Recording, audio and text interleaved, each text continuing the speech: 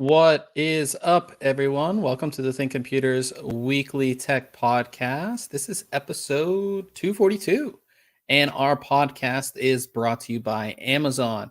If you go to thinkcomputers.org/Amazon and happen to purchase something, that gives us a little kickback and, of course, keeps the podcast ongoing. With me is my co-host, Ryan. What's going on? I feel just out of sorts this week. I was not ready. I've been off a day, it feels like. It's Wednesday, so it's podcast day. I just need to get into it. Like that intro video kind of got me to where I need to be, I think. Yeah, we'll talk about it throughout the podcast, but yeah, I've been like very just out of sorts lately. But talking about Amazon, it's Prime Day next week. Are you not excited? I saw like some headlines like, "Oh, Prime Day," and I didn't really pay attention to when it was. Yeah, the 13th and the 14th, right? So, I love Prime Day to pick up Amazon devices. I'm in the Amazon ecosystem when it comes to smart home, and they always have great deals on Amazon devices. Yeah. So, and the thing that's really nice about it is like it will on Prime Day, whatever the device is, if it's a Fire Stick, if it's an Alexa device, any of that stuff, it will be like half off, and then it won't go down that low until it's like EOL, like end of life on that product. So it's worth picking up. Like I got a Fire Stick 4K last year for $20 when they were selling for 40, I believe, like new deal. Or 40 or 50. So great for that. But we've also been some companies have already sent us like their price list. Some of the companies that we work with have sent us their price list for PC components on Prime Day. And I think this year, and this is like the first year that companies have like reached out to us to tell people about their Prime Day deals. So I think this year is going to be really big for components, PC components. Like we've got some SSD prices that are like half off, which is wow. You don't they're see stuff like cheap that already. Yeah. So like Prime Day is gonna be really big. I always stock up on Amazon devices. But it's gonna be pretty good for PC components. Not so much graphics cards as we know with kind of everything that's going on with the RTX 30 series. But yeah, stay tuned for Prime Day. Is it not next Wednesday? Is that so we can talk about it next week on the podcast? I think. Yeah. And I feel like that's when I bought like I think last year for Prime Day, I bought my Stream Deck. That's when I got it, I think. Yeah, a lot of the... I'm curious what availability is going to look like. I mean, obviously, we mentioned NVIDIA, and we'll talk about that later, but I'm just curious what everything else is going to be like. Yeah, it's... like I said, I think a lot of the bigger companies like the Corsairs, the Asus, the... give me another one. I'm Gigabyte, like all of them will have Cooler Prime Master, Day deals. Yeah, especially Cooler Master 2. Like they will have Prime Day deals. So definitely stay tuned for that. I want to say what's up to everybody in the chat and everybody on the live stream. Paul is here. No matter if you're watching, like we're available on YouTube. You can watch live now on Twitter and Facebook. Right. Well, they call it Periscope, but it's owned by Twitter. But yes, I mean it's right inside there. So yeah, it's inside there. So you can watch natively at least on those three: Facebook, Twitter, and YouTube. Of course, you can also listen to the audio version of this podcast. We have links in the description where you guys can go ahead and do that if you're more of like a listen to this in the car type of thing. And of course, you can watch. You don't have to watch it live either. You can watch the replays either on Facebook. Does Periscope do replays? I don't know. But anyways, you can watch, at least on YouTube and Facebook, you can watch the replays at any time. So you have that there as well. But this is our weekly tech podcast. And of course, we're going to be talking about a lot of stuff. So just like as I try to say at the beginning of this, grab a drink, grab some food, and just, we're going to be talking about a lot of stuff this week. We will, I guess, before we get started, we do have our show notes page, which will give you everything that we're talking about. So if you want to actually see kind of what we're going to be running through and all the different stories, you can see it right here on our show notes page. It has everything. But let's go ahead and talk about reviews this week. And it feels kind of nice to not be reviewing a graphics card. But more relaxed. but I'm back to motherboards, which is probably like my go-to thing when it comes to reviewing. I love motherboards. I think they're my favorite thing to I wouldn't say favorite thing to review. I guess I don't know, man. I think over the years you've said it multiple times, and I can tell. Like, I think that's the thing you like reviewing. I love to see the progression, and I love to see the new features, and I like to see just like, typically with most iterations of motherboards, we get new features, we get new things, and because I get to review these things, I get to test like the latest, like when Gen 4. PCI Express Gen 4 comes out, like I'm super excited because I get to test it. I get to actually experience those speeds and, USB 3.2 Gen 2, all that kind of stuff. It's a lot of fun. So this week we have the Asus Prime Z490A. This is one of the most inexpensive Z490 motherboards. The Prime series from Asus has always been one of my favorites. One, because it's cost effective. Again, it's one of the most inexpensive Z490 boards you can get. And because it does give you the entire feature set. It's not crazy cut down. It's a good value board. And that's kind of what I like about it. What they've done for a while, is they have this color scheme, which I don't really understand why other companies don't have. Like, I've always been a fan neutral. of like the white and the black contrast, not just all black or all white. It's like the white and the black contrast. They've done it with their Prime series. It works really well. So I love the colors of this board.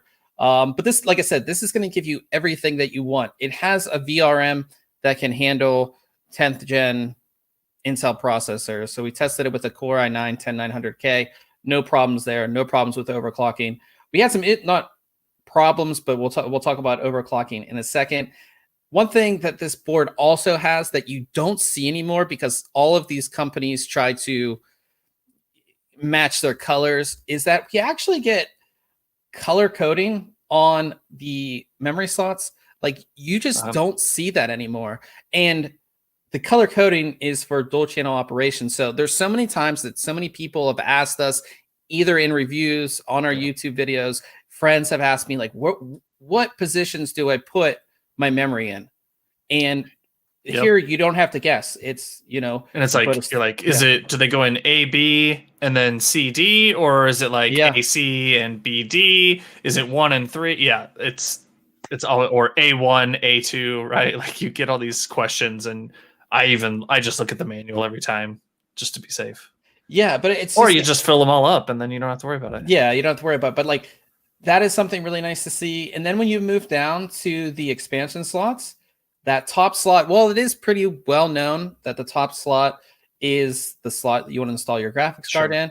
It's still color coded. I just like that for first time builders, because a lot of times, like, you do something for the first time, you're kind of scared to ask questions. Where if you go to like the PC Master Race subreddit, everybody's like, "Oh, you're an idiot," or like, you don't want to talk about the things you don't know about. So it's just great that they're color coded. I just love that. This is a great beginner's board, but it still has everything that you want to. So I wouldn't call it like a straight beginner's board. The only thing that it didn't have, it has two M.2 slots. The top one has the heatsink. The bottom one doesn't, which has been kind of the theme on their Prime series boards. But it kind of just, like, if you just had just another this cover silver down here, it would kind of complete the board, in my opinion. But beyond that, you do have integrated IO cover, integrated IO shield. It's great that you see that come all the way down. I think we saw in the last generation too, but like again, the Prime series is like their most inexpensive series. And to have especially the integrated IO shield is just really nice to see.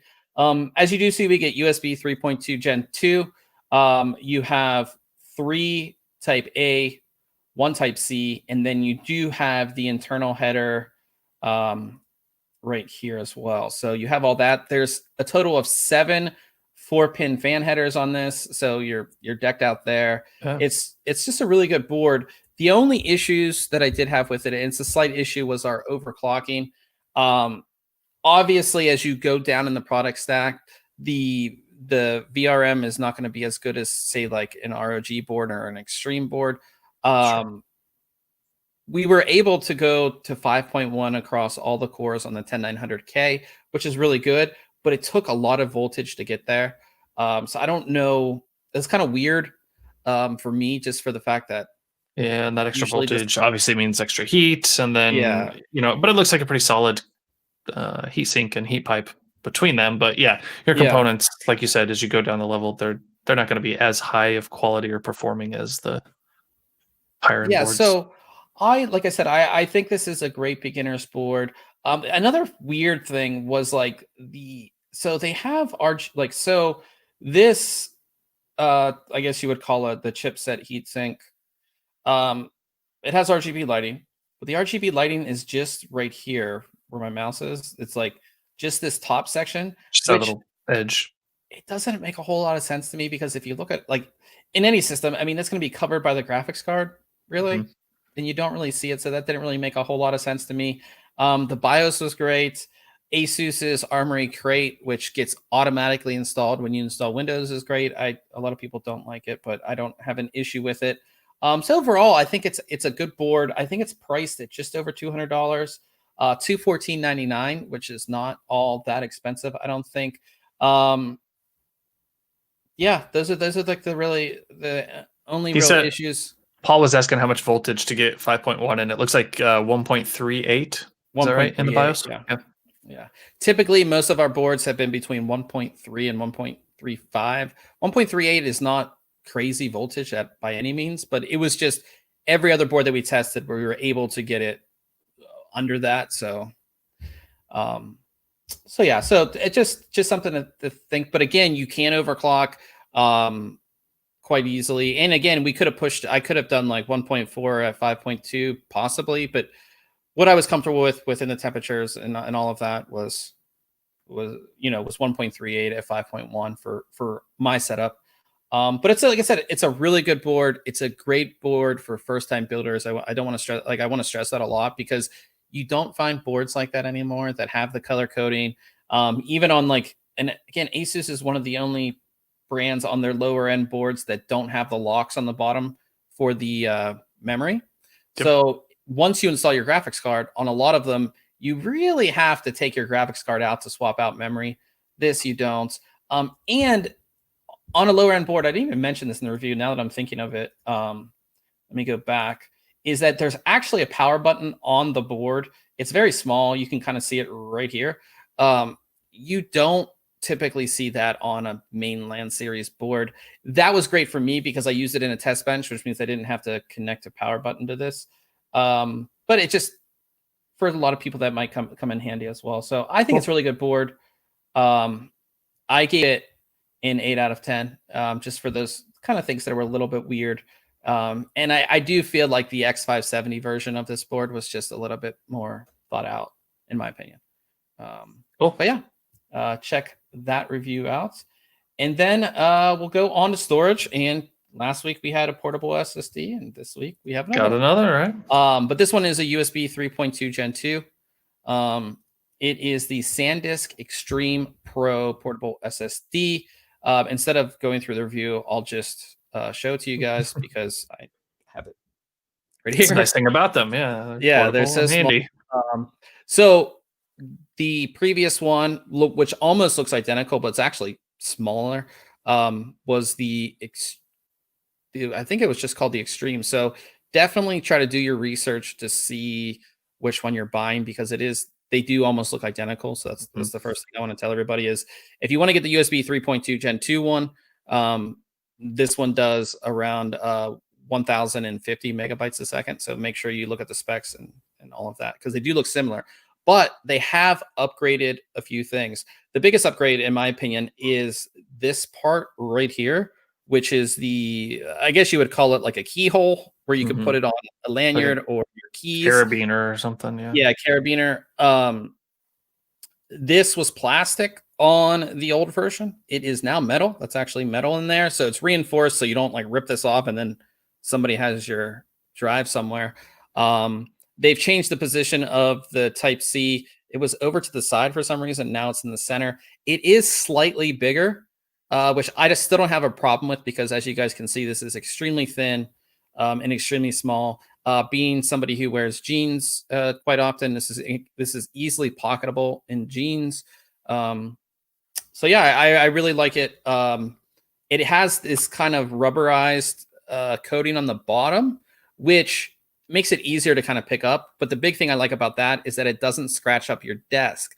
So many of these portable SSDs that we get are like in an aluminum housing, which is great, but you set it on your desk and then you have the USB cable and it kind of moves around and then you have a scratch on your desk. So that won't happen with this.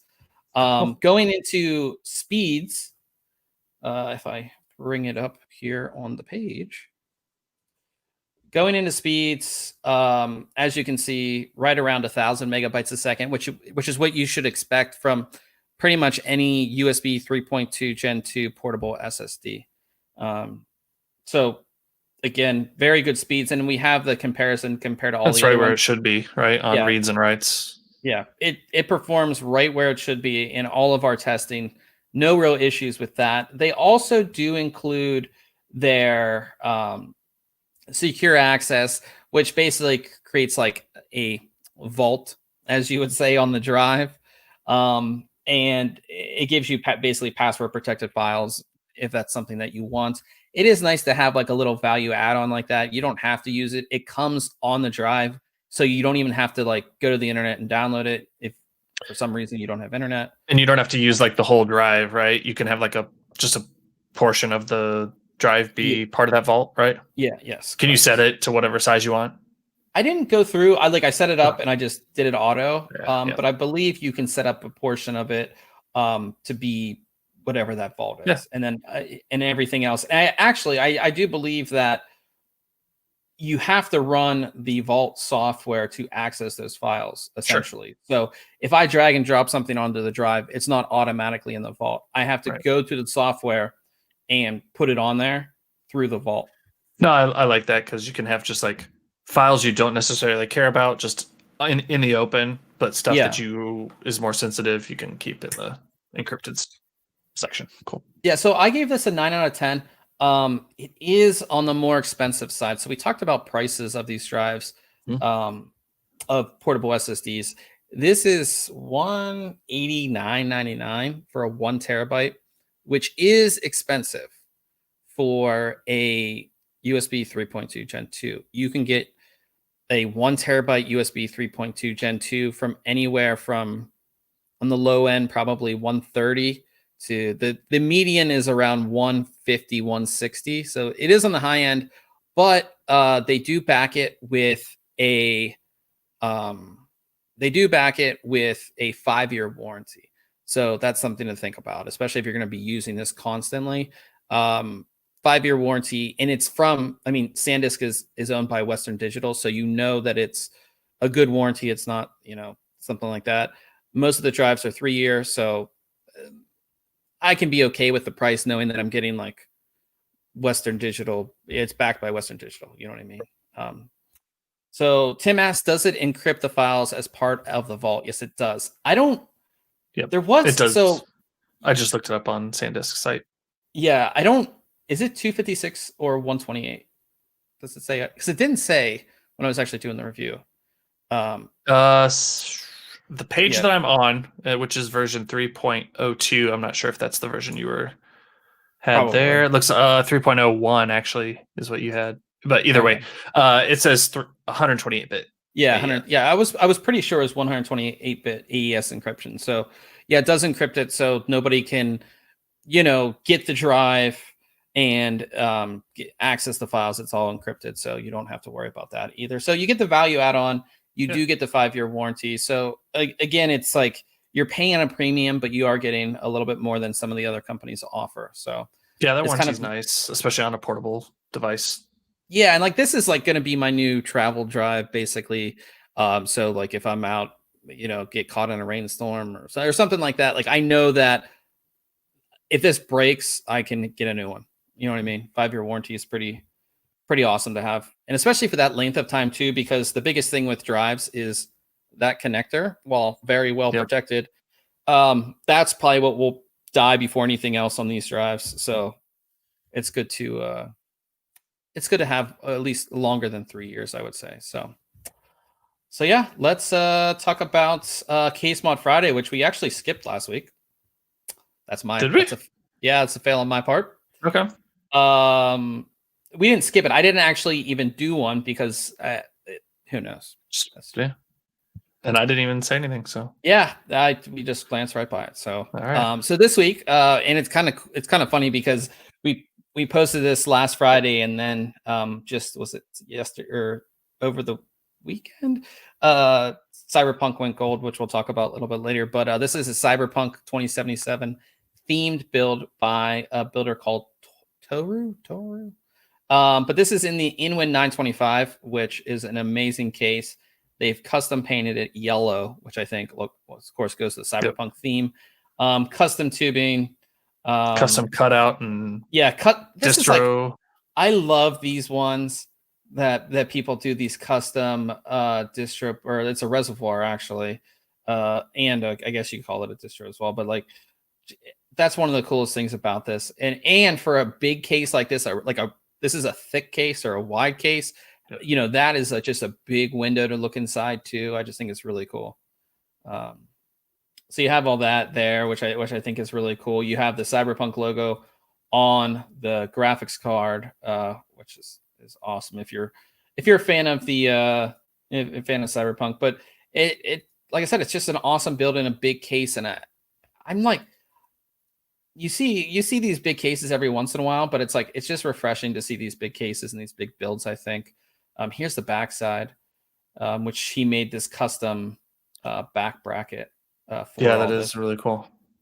Yeah, so I think it's a really good build. It's like I said, I like the colors. I like the hard tubing. What is that? Those RGB strips at the top, like those horizontal strips? Yeah, I think he just put those there as part of like lighting accent. Okay. Yeah, just a little lighting accent there. Yeah, like I said, I think it's a good build. A lot of people, and I don't know if you can see the detail on the block, the like samurai logo. Yeah, cyber samurai type of look. Yeah, it's pretty cool. Yeah, so that's really cool as well. So definitely check this one out. It is in our Case Mod Friday section. As I always say, we have a full section of Case Mod Friday builds. So if you want to see what you can do with case mods, if you want to get some inspiration, you just go in there and check all of that out. And just a quick reminder, we're giving away a $50 gift card. So pretty simple, easy to enter. There's 13 days left. You just sign up for our email newsletter. And then once you sign up for the email newsletter, if you do some other things like us on Facebook and all that kind of stuff, you guys know the Gleam stuff. If you do that, you'll get even more entries. And if you share it and somebody enters, you get another entry, blah, blah, blah. So this is open up completely worldwide. You get to pick the gift card. So if you want to get one for Steam, you want to get one for, I always have Amazon. Like I said, Prime Day is coming up. So all that stuff, super easy to enter. And the link for the contest is in the show notes. So go ahead and check that out. And we'll get to news. And there's some interest. There's some controversy this week and some interesting things to talk about. So first, NVIDIA had put out a statement that said, sadly, to a lot of people who want to build a new computer, they said that RTX 3080 and RTX 3090 shortages will last through 2021. Of course, NVIDIA CEO said that I believe demand will outstrip all of our supply through the year. Remember, we're also going into double whammy. The double whammy is the holiday season. you guys know what it's like. I'm sure a lot of you have tried to pick up a 30 series, whether it's 3080 or 3090. They're extremely hard to find. Um, it's like the Wild West out there trying to get these cards. I think it's I I know we've always had like issues with getting like on launch. It's been hard, but I think this is like the most unprecedented one. I don't remember I either on was NVIDIA or AMD side where it's been like this bad. I was thinking about that the other day, like shower thought type of thing. I was like, I should go back and search like news stories for the 20 series and the 10 series and AMD to just see like, is this a pattern? And we just like keep blocking it out of our, memory, like, oh, it's always an issue. And because I feel like if it's always an issue, why haven't like manufacturers learned from those problems and, figured out a way to have stock that's adequate. Obviously, this year's totally different. So many more challenges in the world, but I just feel like with so many new product launches, and not just video cards, CPUs, I think sometimes I honestly consoles, just never. There's never enough stock. It feels like. So is it a I think manufactured consoles have scarcity? always I think consoles have always been worse than PC hardware. Mhm. Maybe except for this. Um, I do think it has a lot to do with COVID. I really do. Just for the fact of it's an unprecedented thing. It can never be expected. You might have the stock somewhere, but I mean, in certain places you can't access that stock readily with regulations and all that Mhm. kind of stuff. Everything's slowed down. You may only have so many people working in wherever it is. It could even be there's only so many people working at the at the At the docks. fab or a warehouse or No, or whatever. not even that. There's only so many people working at the docks to offload your container that has all your 3080s in it. It needs to be inspected, needs to go through. They buy, especially in California, because that's where all the stuff is coming in. Mhm. Um, at those docks, everything in California is shut down more than anywhere else in the country, maybe New York. So you can only have so many people physically working there. So then the time that it takes for their container to clear customs and to clear everything else is also extended. So it's just like a domino Yeah. effect, I think. Um, but talking about that, this all started on Reddit, so I'm going to bring up the Reddit post, which was in the NVIDIA subreddit. Um, was that somebody? I mean, because there is no stock, and you can't, for the most part, buy these cards on a normal retail channel like Amazon, like Newegg, like any of the stores. Um, People have been buying them and reselling them on eBay. A quick way to make probably $500 on a card, right? Um, Possibly. Yeah. they've been selling for most of the time twice what they're worth. Um, so somebody went on and they realized there's this seller on eBay selling MSI 3080s, 3090s. They're called Starlit Partner, and this person just did just some research on who is this Starlit Partner. Well, it's a subsidiary of MSI, who's solely owned by MSI. And the whole, at least from what I've read, Starlit Partner is a company that MSI owns. So like again, solely subsidiary that basically they take OEM open box products that can't be sold on the typical retail channel and puts them on eBay. Yep. You know, um, Yeah, you got to have a but way to get rid of these that you normally wouldn't be able to sell in other marketplaces. So it's a yeah. good. So uh, they found it really odd that they're selling brand new graphics cards at twice the price. And this kind of made this whole big thing. Everybody's making a big deal about it. Um, it, it got to Linus, and he went out to NVIDIA, and NVIDIA was very upset. This happened over the course of, I guess, last night into today. MSI put out a statement via Twitter. This is what they said. if I can bring it up here. They said Starlit Partner is an individual sales subsidiary working under MSI. They carry excess inventory and refurbished items and would not be given newly released products such as the GeForce RTX 30 series graphics cards.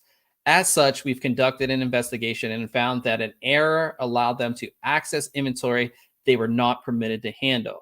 Starlit Partner has been instructed to contact the individual customers who purchase these graphics cards and products to offer two options: return the product and receive a full refund, or a partial refund of the amount paid over MSI's MSRP. Looking forward, MSI will enforce a stricter policy to avoid situations like this happening again. Now, one, this looks shady by MSI. Mm-hmm. And it does look shady if your solely owned subsidiary is selling your graphics cards for twice what they're worth. Right. It'd be one thing if they were selling them for twice as much and you were selling them for the regular price and there was availability, right? That's one thing. But when there's not. So that looks bad. And I get, and there's outrage. People are outraged online. And if you're somebody who has since launch day been wanting to get a 3080 or 3090, I could see the outrage. I could understand that. But I don't think, honestly, that MSI knew, like corporate MSI knew what, if it was something shady, I think it was either somebody at their company, it's just somebody trying to make some extra money or whatever it may be. I don't think that MSI would make this big of a mistake. And here's the reason why, is that MSI is an NVIDIA add-in board partner. And the choice of them being a partner is NVIDIA's. NVIDIA can say, nope, we're not giving you any more GPUs. They can easily do that. This whole thing is bad press for NVIDIA. And to make this decision I think there were 4 RTX 3080s that were listed by this Starlit partner. I don't think that MSI would take the risk to make, even if they just continue to sell, just like instead of putting the inventory in retail, they sold it on eBay, right? You're not making that much extra. That was the thing I was thinking too. I was like, this isn't, if you're going to try and make money shadily, like you're not making that much money. And how many are you selling at that price? Like most people are just going to wait, I guess. And it doesn't seem worth it to do that, to be knowledgeable, unless you're someone trying to make money on the side on your own, or maybe a couple people are like, hey, we could probably do this. And it just doesn't seem like to lose. Like NVIDIA could just say, no, we're no longer working with you because of this. Right. So it just doesn't add up. The internet's going crazy over it. Like legit. People saying that they're never going to buy MSI again because of this and all of that. I don't think you can blame MSI solely. Like, It wasn't like, I can't imagine it was like the top brass at MSI being like, yeah, let's do this. Let's get a couple extra grand. Yeah, let's, even if you think about it, just say they continue to do this for the end of the year instead of putting their cards in regular retail channel. You're not going to make that's some. Yeah, like it's not going to be that much. What, 50 grand, maybe? Right, like that's not worth the millions and millions you're going to lose out on in the future. So you guys can think what you want of it. We'll probably never know what happened. Everybody in the tech world is speculating, and again, a lot of people read bad press and just take the headline. We've seen that quite a lot in the past couple of months on different things. But you have to realize that the risk that MSI would take to actually do this from the top brass on down would never be worth losing NVIDIA solely. And that is not only NVIDIA on graphics cards. That's NVIDIA in laptops. And MSI makes some of the best gaming laptops. You would never want to lose NVIDIA on your laptop division either. So I would just say take it like that. You guys can, again, we have links to the Reddit. We have links to everything. if you want to read into it, if you want. But that was kind of the big drama this week. It is kind of fun to have some drama in the tech world because it doesn't typically happen. I'm trying to think. I know the NVIDIA, was it the 4 gig VRAM, but it was actually 3.5. Yeah, 3.75 or 3.5 on the 970s. Yeah, that was a big one. There was a couple other ones. All of like the class actions, but those aren't really drama. Yeah. This is a pretty big drama. Yeah, the 3.5 out of 4 is kind of that's the latest one I can kind of think of off the top of my head. Yeah. So talking about stuff being not available, I think NVIDIA might be wanting to kind of help with that. They announced that the RTX 3070 launch will be delayed till October 29th. Their statement was, "We know this may be disappointing to those eager to purchase a GeForce RTX 3070 as soon as possible. However, this shift will help our global partners get more graphics cards into the hands of gamers on launch day." I'm a fan of it. If it gets if it's like we don't see, and I think that now, at least I would hope now that all of these online stores have things in place so bots can't buy these cards. Yep. I would hope. We learned once, so hopefully we don't have that issue. I think that makes sense. Because man, these are obviously going to sell out as well, but if there's again these bots and then the resellers instantly up on eBay, like it's just not going to be good for NVIDIA press. Yeah, are you going to buy a 3070? I don't know. I haven't even had my 2070 for a year. I know. Actually, that's probably pretty close to a year now. Yeah. No. It's like a 2080 Ti. Yeah, exactly. I'm probably not.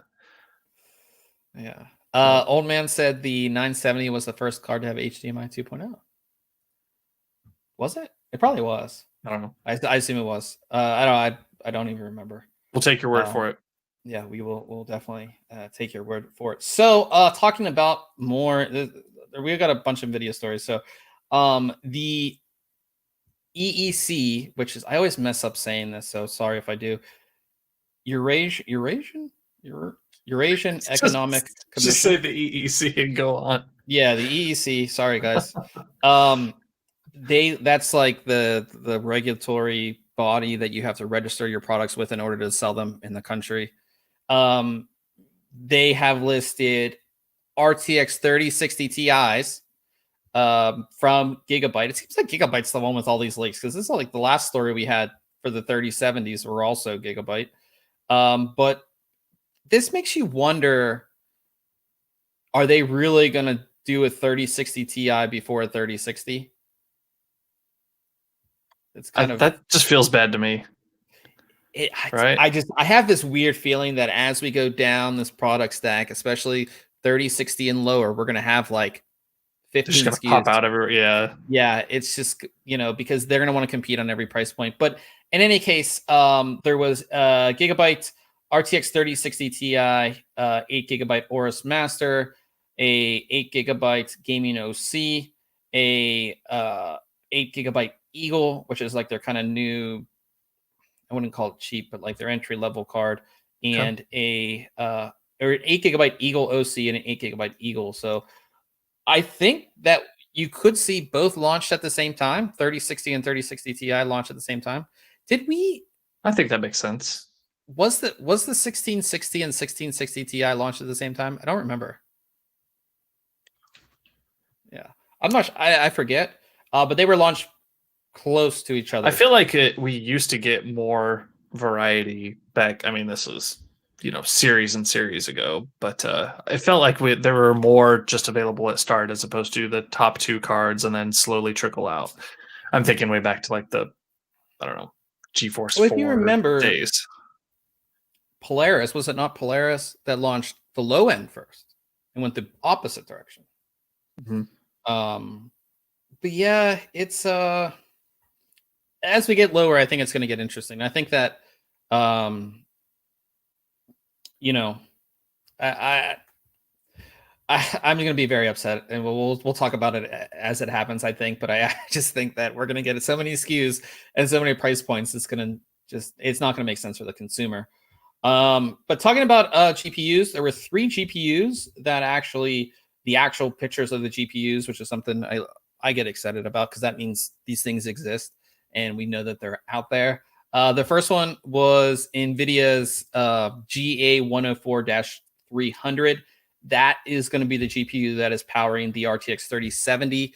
We know the RTX 3070 is happening, but the actual GPU did get pictured. It was on Twitter. You can see it as it was going through validation. That means these cards are coming. And I think 3070 is going to be big. It's going to be real big for NVIDIA. Because again, we were so excited about 3080 and the progression from last generation. But again, even at, was it 699? That's still expensive for a lot of people and a lot of younger people. Because again, that's just 699 that you're paying just for a GPU. You have to buy everything else around it. So these lower cost cards are really going to be what sells. So that was the first GPU that we saw. I think there's going to be a ton of people that hear, or see that they can have 2080 Ti performance in the 3070 at a lower price. Like that's when you said it like that, I was like, oh, that is true. I could just get that. Yeah. But for me, I'm like, no, I want past that. I want something I couldn't get with the previous gen. So yeah. Which just means I have to spend more money. But again, we always want the more, Yeah, but I'm that guy who's like, nah, I'm not. I'd never buy the top end. Yeah, well, I don't think I've ever bought the highest end GPU. You would be an idiot to buy a 3090. Well, sure. Unless you actually have a real use case for it. For my use case, it wouldn't make sense. We also got RTX 3070 mobile pictures of that GPU. And I think that this is going to be a killer thing for NVIDIA for a lot of reasons. One, the performance gain, right? Over the laptops that have been out with the 20 series. They're great. They're great and powerful. But the increase in performance that you are going to get, going to the new generation. On top of that, the power, kind of like the power segment that the 20 or the 3070 will be in, meaning that you're going to get thinner gaming laptops that are really powerful. This also makes sense that they're showing up now, even before the actual card is launched. The mobile usually comes out way later, way later. But you have to realize that it's October. Holiday season's coming up. Yep. What do people buy on Black Friday? A laptop. Laptops, TVs, but tons of laptops. Yeah. Or what if kids get for Christmas? A new laptop. So it makes sense that I wouldn't be surprised at all if we saw, 30 series laptops available for holiday season. Wouldn't surprise me at all. Also, I don't know why I'm not reading the chat and actually reading it. No, man, I'm sitting here keeping up with everything here. Yeah. Kosher Tech is in the chat. He's been here for the past couple of weeks. He said he's still using his 1080 Ti and he's happy with it. I used my 1080 Ti for a very long time. The Aorus one that I had. So yeah. I guess I need to put the chat bigger. I think because it's really small on my screen. I think. You have a huge screen and you're complaining about real estate. It's only 34. It's only 34 inches. Yeah. Okay. Paul knows that I need the 49, the real big one. No, that's because I'm still such a one. I was talking to Ryan before the podcast. I was like, I have another 34-inch that I reviewed that's kind of just sitting here doing nothing. I was like, I want to put it here, but it's first world problems. Yeah, I don't want to go to 2 screens. I want one big screen. One big screen is the way to go. But yeah, like I said, I'm excited. I might get a new laptop, but we'll see. I don't know. Paul says he's using 7 screens. Jeez. Paul has a lot of screens. He has a lot of screens. You have a lot of screens too. If you guys 3. talk about, there's more than that. No, there's 3. A 4K, a 1440, and a 1080. Oh, okay. Well, everybody has more screens than me. I only have 1. So yeah. So the last one, which I think some people might be excited about, because we haven't heard. We saw some benchmarks and things like that, but Big Navi, everybody's excited to see it. It's been allegedly pictured. Nobody can confirm it, obviously. You can kind of see it there, and the size of it and all of that. It's in this video. If you guys want to see it on the site. I hope this is real because I really want to see what AMD's response to the 30 series is.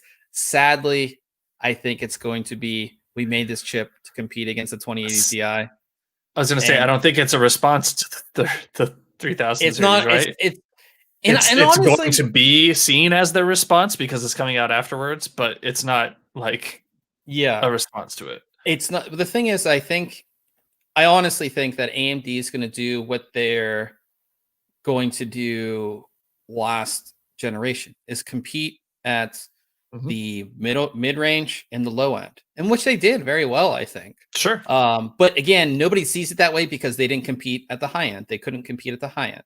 If they can compete against a 3070 and below, I think that's perfect. I think they'll be fine. And again, that just might be their prerogative, and that's fine because it takes a lot of money to make, and it takes a lot to create that high end card, and they just don't want to do it. And again, that's probably the lowest sale card that NVIDIA will make are these higher end cards because not everybody's buying them. I mean the cost for them to do the research and get everything correct for competing with NVIDIA at the high end may be so much more expensive than just competing one step down that it doesn't even make sense for them to as like hurtful as that sounds, right? I'm like, man, I wish they would, but if it doesn't make sense and they can continue to thrive and not throw away money trying to compete, I'm all right with it. And they have for years thrown away money to try and compete. Right. Yeah. So I think that this whole thing, I think, really started when they started actually updating their drivers. I think we had a story on the site like maybe 4 years ago. It's like AMD has not updated their drivers in like 9 months or whatever it was. They finally have like, I guess I could call it like the culture. They have a good culture now in their GPU department where like they put out new updates and they have things that are actually good for the price and they don't necessarily overheat as much. And I think it's with AMD with graphics, it's going to be a long process, but I think they're doing a good job. And I think like everybody in the chat, Kosher Tech, he says that he hopes that AMD comes with some fire. Paul said me too. I do think NVIDIA crushes it on the top end, but I do think AMD makes very compelling products for a lot of people. And as I said, I think I said it the last 3 podcasts when we were talking about Big Navi, is that AMD did it, at least in my opinion, an excellent job with the RX 5700 XT. I mean, they did. It was very competitive at $400, incredibly competitive. So yeah. Data Lab says, really hope fire comes with some AMD. Is that like a pun? Like it's because the graphics card is going to catch on fire. That was hilarious. But anyways, talking about new products, NVIDIA did announce their workstation Ampere cards. So they announced a RTX A6000 and A40 Ampere professional graphics cards. I do think they look cool. They look like what like a Titan should look like, what like the 3090 should have looked like. The way that card looks though, that's an AMD card. Well, it's not. It's because you know how their latest reference card had like the little dip in the little cooler? dip. Yeah, you're right. It's like what? So the A6000 is kind of close to the RTX 3080 except for the memory. It has 10,752 CUDA cores, 336 tensor cores, but it has 48 gigabytes of GDDR6 with EEC support. That's of course what you want, that EEC support if you're running these in the server environment. But the second card, the A40, which looks exactly like this, it has no fans. It's made for it's made for high density servers that have like their own dedicated, like the server is enclosed in like like an air conditioner, kind of like. Yeah. So are they just betting on like other fans internally pushing air through this and out the back? Yeah. Looks Yeah. like. So, Yeah. Makes but sense. the A40, it's similar spec. GDDR6 is a little bit slower the speed, but the A40 will be available in 2021. Both will be available in 2021. And these do have NVLink support, as they should, as most professional cards could. So, I can't get. I mean, I don't run servers or anything like that. Like, But it's good to see it. I think a lot of people, again, we talk about the performance on the consumer side and the gaming side. You're definitely going to see it on the professional side there as well. So yeah, that is exciting. And then back to AMD on the CPU side, CPUs. which we see. It's pretty much confirmed that AMD is going to go with the 5000 series, not the 4000 series. Yeah, I was a little upset about okay, upset's the wrong word, but I just hate that they launched the 4000 series of chips as in such a small APU segment, right? Like, whatever, that's fine. It is good for the consumer. Yeah, because absolutely. It just feels there's like, no oh, did I miss confusion. the 4000 series of chips? Yeah. No. There's no confusion between, is this an APU? Is this a CPU? No, absolutely not. Anything like that. So the 5900X, which will effectively replace the 3900X, a benchmark screenshot, a CPU benchmark screenshot was posted from on Windows 95. These colors are just yeah. This looks like a picture of a monitor, not actually a screenshot. Yeah, I think you're right. Yeah, that's what it is. But it basically showed 25% performance over the Ryzen 9 3900X. So if this is the successor on CPUs, 25% in performance is really good. Yeah. That's well, and you know that the price difference. I'm sure it's going to have price parity or very close to it. Yes. Right. So I mean, that sort of performance gain for probably a minimal, if negligible, right? Price difference. I think is that awesome AMD.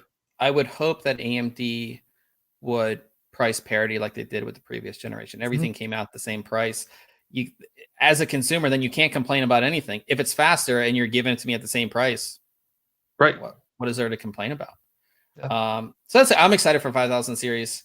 It's going to be, like I said, I get real excited about CPUs and motherboards more than graphics cards, I feel.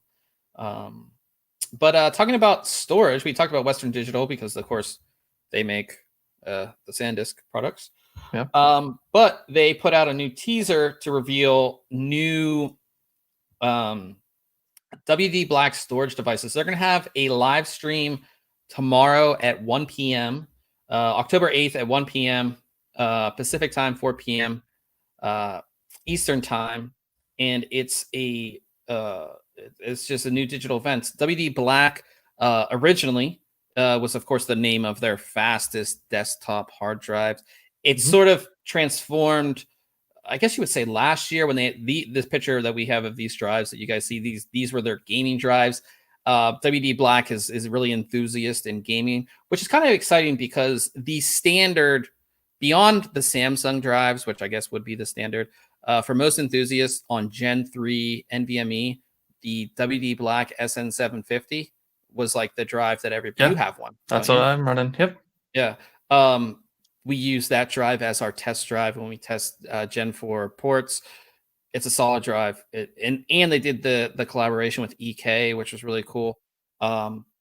Which this event, which I'm really excited because nobody knows what it's going to be. But if you look at the picture, which we'll bring up, it looks again like those external drives that we saw for consoles and everything. But I'm really hoping to see something Gen 4 from them. Yeah. So if you look, there's like a PC. You don't have it pulled up. A laptop. Oh, I don't have it up. How about that?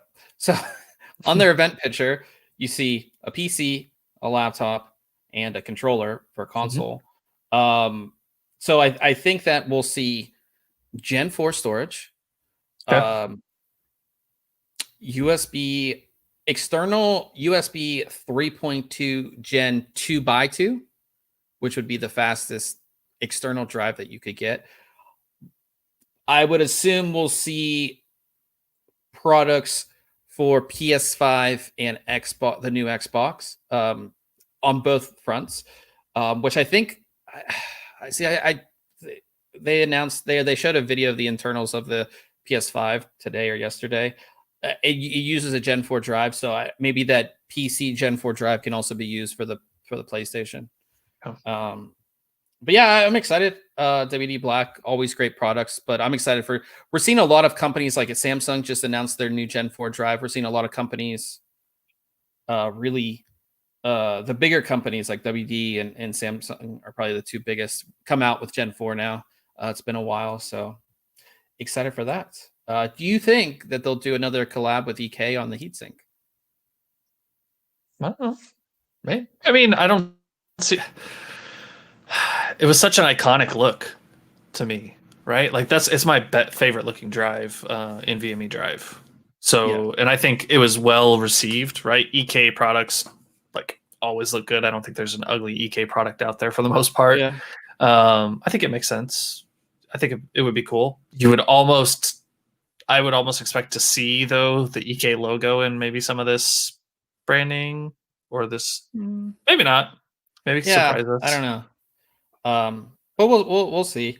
But yeah, I'll be tuning in tomorrow. They'll be doing it on Twitch. So yeah, that's pretty exciting there. And our last little piece of news has to do with Cyberpunk 2077. As I said in the beginning of this, it has gone gold. If you're not familiar with what that means, this means the game is completed and it's been shipped. The final version has been shipped to make. Do they even make? I guess they make physical copies still. I know it's like gold was like the copy was like the final the master disc. CD. It's ready. It's done, right? Because they've got that gold looking coating to the drive or the disc. I'm sorry. Yeah, I don't know. I think it's just more of a nostalgia thing to say that the game's gold. Yeah. But that means it is on time for what's the date? The November 19th. I really want to pick this up, especially because like I have a 3090 and I want to put on all the NVIDIA features Make and it look play nice. Make it look amazing, and play it on my widescreen monitor, like without having to worry about cutting down my frames like crazy and all that stuff. But then it's like every week we play Apex, and I just like that's like the only time I really play games is like tonight after the stream. So it's like, do I want to get it or should I wait? I don't know.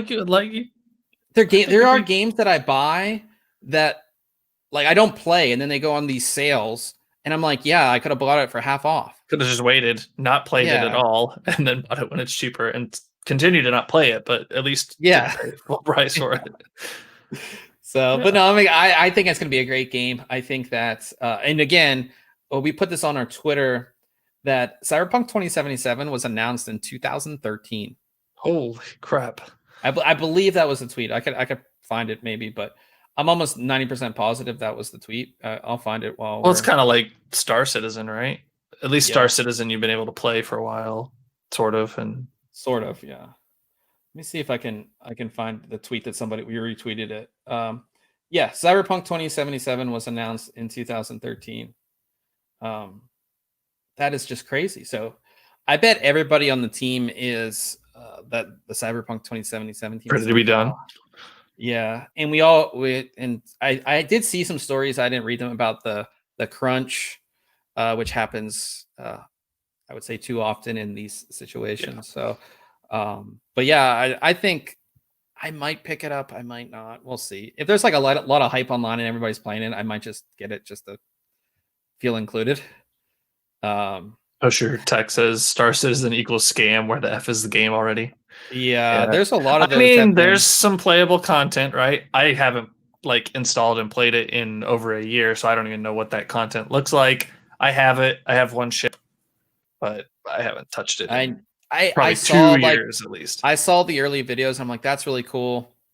I won't have time to play it. Yeah, So yeah, that is it for news this week. Again, a lot of NVIDIA news. I think we'll probably see NVIDIA in the news till at least the new year, with all this crazy non-availability, and then with the upcoming launches. So that is exciting. Typically, we talk about what we have coming up next week, but I have put the slate clean for next week. Ryan and I talked about this a couple days ago, but I'm just kind of going to regroup. As I guess you would say, I think that a lot of the past couple launches and stuff has kind of burnt me out a little bit, and I think that we'll still do the podcast and we'll still have news on the site every day. But as far as our actual reviews, I'm just not taking a week off, but regrouping and getting reviews done so that I have a backlog, so that I'm not working to the last minute to get a review out to you guys. It just one, it helps me personally because it's not good to feel that you're going to the last minute on everything. And two, it makes for better content because I can kind of relax and not feel that I have to get this done. I have to get this done. Whereas I can just like write the review, and it makes it so that I can even do more in the review. Like a lot of times we're rushed with these reviews. We don't get to test everything. If it feels rushed, you can kind of see that in the writing. And I've noticed that with my reviews. So I just want to kind of regroup. So yeah, no, I think it's a good idea. That is the plan. So cool. So yeah, everybody's talking. This chat is just going crazy. Yeah. Paul's talking about his systems. He said he's running 6 systems. Paul has so much stuff. He has like the laboratory I wish I had. Like if I didn't have a girlfriend and didn't like right now my office wasn't in our living room, I would. He has so much stuff going on. But yeah, let's talk about you. You went off the reservation this week. We can't talk about it, but you were on an ATV. I saw that. That looked fun. Yeah. No, that was fun. Yeah, I did. I rode my 4-wheeler for the first time, like because I bought it and rode it at this guy. Now, have you ever rode one before? Just a couple times. Like my wife's sister and husband-in-law, they have a couple, and I've spent a little time on them, but never like more than 30 minutes on one. Same thing with like a dirt bike and stuff, but no, I loved it. It was fun. I bought it from a guy back in early August maybe, and rode it for maybe 5 minutes at his place, and it's sat in the garage, and I've driven it up and down the street a couple times, but I finally had the chance to use it this last weekend, so that was fun. Flew my drone a little bit this weekend, got a little bit of footage. I used my GoPro, which is the GoPro Hero. Like, look how old this thing is. Like, there's no screen on the back. Did it still do good video though? It's okay. I wanted 60 frames, so it's only 720. It'll do 1080 at 30, which I didn't want. It is horrible in low lighting though. It's like almost all the action cameras are bad at low lighting. I assumed so, but yeah, it's the like one horrible. I honestly the one that I have, the DJI Osmo Action, which was like DJI's response to all of the GoPros, is so great. But no, just buy it. Like they just came out with the Hero 9, or even like the Osmo Action is relatively inexpensive, or you can get like a Hero 4, which I think that does everything that you would want and has a screen on the back. And some of the stabilization stuff that they have in them now by default. I was just kind of watching some of the video back. I had it mounted on my helmet, and it's just like, I don't know. And it helps so much because I had it popped on there, and I've got it. Oh, does it need to tilt up? Does it need to tilt down? I don't know. I won't know until I watch this video. So this could be, and all of it was just down just a couple degrees too far. It's like usable content, but it's not. So the thing is that I found with learning about the GoPros and the action cam that I have is that one, the stabilization, even from going from like a Hero 4 to even the Hero 5, was like the stabilization is so crazy now on these action cams. It's like insane. That's why I got one. So like when I'm making the videos that my girlfriend and I make, like we're walking around a national park or whatever, I can just walk with it like in my hand, and it's not shaky. It's not anything. And secondly, especially the GoPros have that like super view, which is like the whole sensor. It's like, so it doesn't matter where you have it. Like everything's always in view, if that makes sense. But yeah, I would suggest you get either a GoPro or the Osmo Action. Yeah. But we'll drone talk. I've been watching like these travel videos, and I'm like, I need to do it. I'm hoping, here's my Prime Day's coming up. Yeah. And if I can get what's the Mavic, is it Mavic the 2? Mavic Air 2 or the 2 or Mavic Air 2, I will pull the trigger if it's on sale. I'm really enjoying the Mavic Mini. I haven't spent as much time with it as I want, but I think that's going to change coming up, right? I've got an actual use case for it now. I bought it ahead of having that use case, but got it now. Kosher asked if we're from the Midwest. Ryan is in. I am in the Midwest. I'm in the more PC. Nobody knows. I think technically you're in. Nobody, no, because if you call Pittsburgh the Midwest, people from here get upset because it's not like Ohio. We're on but we're not. See, you're not East Coast. Yeah, people think Pittsburgh is close to Philly, but it's completely the opposite side of the state, and Pennsylvania is a big state, very wide. Yeah, they call it Appalachia. That's sure. That's what they call this area. Like there's some mountains with a similar name around there or something. Yeah, the Appalachian Mountains. Yeah. But yeah, besides you've been doing a lot of cool tech stuff. I've been doing review things. But I have been watching, and I would highly suggest this show to anybody, is The Boys on Amazon Prime. Holy crap, this show is amazing. I've already gone through the first season. I'm on season 2. Marco from Hot Hardware, he got me on this, and it is absolutely an amazing show. It's sort of, have you heard of it? It's on what? It's on Prime? Amazon? It's on Prime. Yeah. Okay. It's called, possibly. Yeah, it's called The Boys. It's like a superhero show, but it's like, you'd have to watch it. I don't want to give too much away, but if you have Amazon Prime, I would highly recommend it. There's 2 seasons. It's very, very good. Yeah. So what was there's another one though that's like a similar, or maybe not similar, but it's like a superhero show, and they're owned by a company owns them, kind of. Or that's this show. That's the show. Oh, it is this one. Okay. Yeah. Kosher Tech says amazing. I think Shinny watches this. Shinny, yeah, Shinny says he's in there. I was like, so dark. That's probably the one that he keeps telling me about. So yeah, it's very dark. There's a lot of violence, but it's hilarious, and like the violence in is very good and very well placed. So that's what I've been watching. I haven't really watched anything tech related. Have you watched or caught anything tech related? Nope. Been watching some YouTube videos, but that doesn't count. So there's so much. I think Umbrella Academy was the one that he was Umbrella Academy. I watched all of that. That was also very good. I can't wait till the next season of that. So if there's going to be one, I don't know when you guys had time to watch all this stuff. What do you mean? Well, I don't have kids. It's true. That takes up a lot of time. So like typically every evening after I'm done with work, I eat dinner, then I do some more work, and then I'm like, okay, I'm going to watch an episode of whatever show before I go to bed. That's so.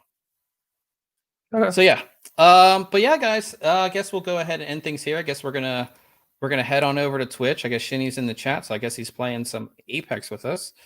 Ryan will have this new limited time mode tonight. Yep. Yeah, he will have the stream up. Twitch.tv/ThinkComputers. So go ahead and Kosher Tech says make some babies. We'll see.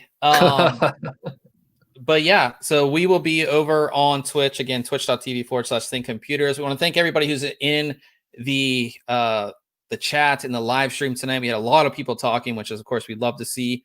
We love to talk to you guys about tech. But we're going to go ahead and end things here. Catch us over on Twitch, and we'll see everybody.